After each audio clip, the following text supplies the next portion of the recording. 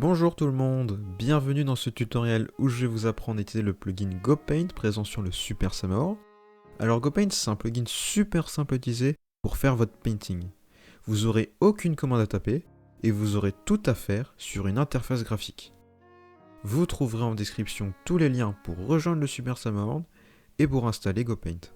Tout d'abord, pour utiliser GoPaint, vous allez avoir besoin de prendre une plume et faire clic gauche pour ouvrir l'interface. En ouvrant l'interface, vous verrez que nous avons une multitude d'options. Mais pour commencer, il faut activer GoPaint avec la plume qui sert à activer ou désactiver GoPaint en haut à gauche. Donc là, je vais activer GoPaint. On peut voir qu'il marche bien parce que j'ai réussi à peindre le mur. Et si je veux annuler une action avec GoPaint, j'ai juste à faire un undo. Ensuite, on va trouver tous nos types de brushes. Si on fait un shift-clic droit, on pourra voir tous les brushes ainsi qu'une courte description de leur effet. Un peu plus loin à droite, on va trouver la taille de notre brush. Les clics gauche augmentent et les clics droit diminuent de 1. Et si vous maintenez Shift, vous augmenterez ou diminuerez de 10. Alors là, par exemple, je vais prendre un brush de taille 9. Et là, je vais prendre un autre brush de taille 39 et on peut voir que la taille est bien différente. Ensuite, on va voir le masque. Donc ici, je veux peindre seulement le diamant et pas toucher la stone. Donc le masque est juste ici. Je vais le laisser désactiver. Et là, on peut voir que je vais peindre la stone et le diamant, ce que je ne veux pas. Donc maintenant je vais l'activer, je vais choisir un masque que je vais insérer ici.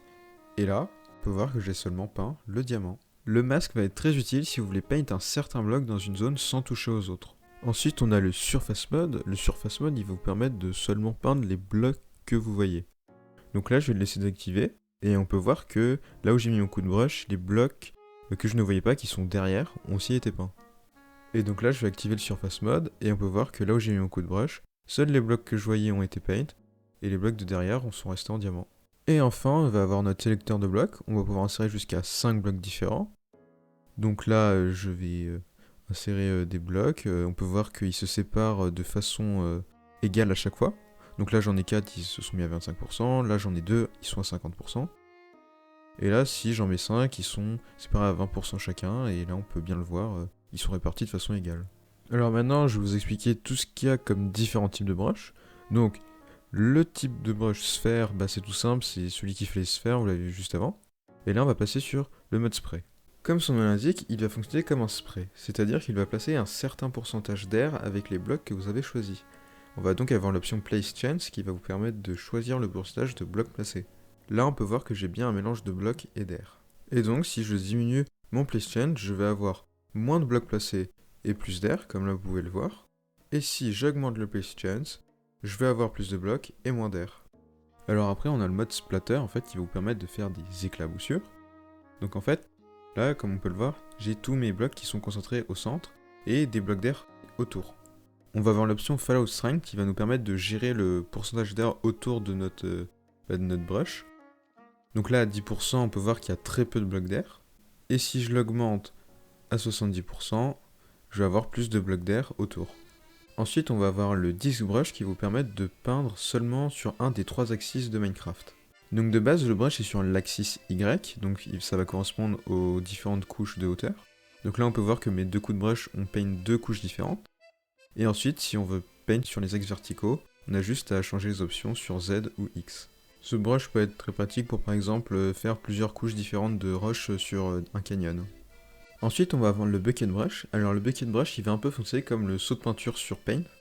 Donc en gros, il va peindre juste un seul type de bloc sur une zone. Un peu comme le masque. Sauf que là, en fait, il va peindre juste les blocs du même type qui se touchent.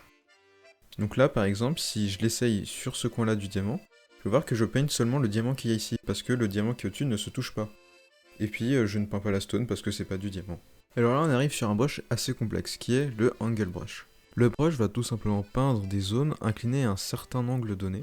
Vous pouvez changer cet angle avec le Maximum Angle. Vous pourrez aussi changer le Angle Check Distance, qui est la zone où le brush va vérifier l'angle. Donc là, avec les paramètres que j'ai, je vais peindre en fait toutes les zones qui sont au moins inclinées à 40 degrés.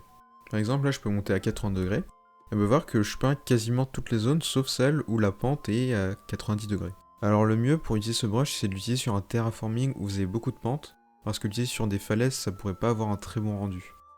Alors là, on va avoir le Overlay Mode. Alors c'est un mode tout simple, parce qu'en fait, il va juste peindre tous les blocs qui sont en dessous d'un bloc d'air. Là, je vais l'utiliser sur les petites montagnes qui sont en face de moi. Et on peut voir qu'en fait, il y a tous les blocs qui sont en dessous d'un bloc d'air qui vont être peints. Il est très pratique si vous voulez faire une couche d'herbe rapidement sur un terraforming. Et avec ce mode, vous avez l'option Layer Thickness qui vous permet de choisir le nombre de couches en dessous de l'air qui va être peint. Donc là, je vais le mettre à 2 et on peut voir qu'il y a bien 2 couches en dessous de l'air qui sont peintes.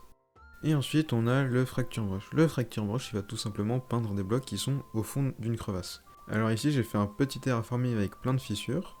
Et en utilisant mon brush, on peut voir que les blocs qui sont au fond de mes failles sont peints. Et un peu comme le Angle Brush, on a le Fracture Check Distance qui permet au brush de vérifier sur une certaine zone s'il y a un trou ou pas.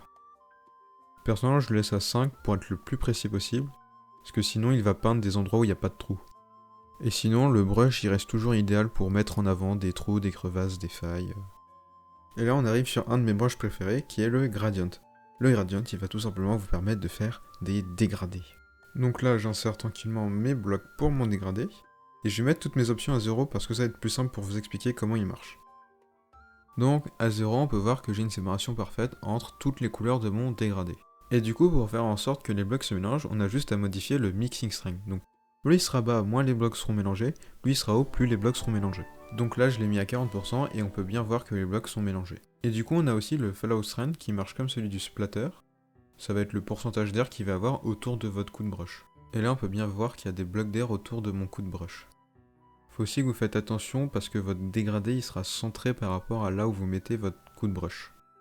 Mais à part ça, le gradient il reste très utile parce qu'il a un rendu toujours sympathique, comme ce que je suis en train de faire sur la montagne par exemple. Et enfin, on a le paintbrush. Le paintbrush il va tout simplement simuler un coup de pinceau. Vous avez juste à imaginer le tracé de votre coup de pinceau en faisant des clics droits. Et à la fin, vous avez juste à faire un shift clic droit pour avoir le rendu de votre coup de pinceau. Donc ici j'ai fait un petit pouce bleu, donc n'hésitez pas à liker cette vidéo. Et voilà, on a juste à imaginer le tracé qu'on a à faire et on a un rendu assez sympathique. On a bien l'effet du coup de pinceau. Et on a aussi le Fallout Strand, là pour mettre des blocs d'air autour du trait, tout simplement. Et là on va finir sur quelque chose que je trouve juste génial avec ce plugin, c'est que on peut enregistrer n'importe quel brush qu'on fait avec la plume sur n'importe quel outil. Alors là, tout simplement en glissant ma pelle sur la plume, j'ai assigné le brush qu'il y avait sur la plume sur ma pelle. Et donc là, si je change mon brush, je vais pouvoir aussi l'assigner sur un autre outil et avoir deux brushes différents en même temps. Donc là on peut voir, j'ai bien encore une fois le brush que j'avais sur ma plume, cette fois sur ma hache. Et si j'utilise ma pelle, j'ai le brush que j'avais juste avant. Et voilà, c'est la fin de ce tutoriel sur GoPaint, j'espère qu'il vous aura servi. N'hésitez pas à vous abonner et à visiter le site du Super Sama World. Je remercie Jedasu qui a fait le terraforming qui m'a permis de démontrer certains brushes. Et sur ce, au revoir.